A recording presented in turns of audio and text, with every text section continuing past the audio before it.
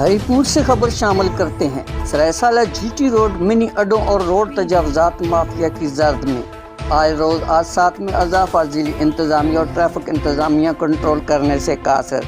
NHA کی غفلت سے روڈ کے دونوں اطراف ٹینٹ مافیا، ریڑھی مافیا، سبزی فروٹ مافیا، منی سزوکی سٹینڈ کے علاوہ مقامی دکانداروں کی غفلت اور جارہ داری سے لڑائی جھگڑے فتنہ فساد پر عروج پر ہیں۔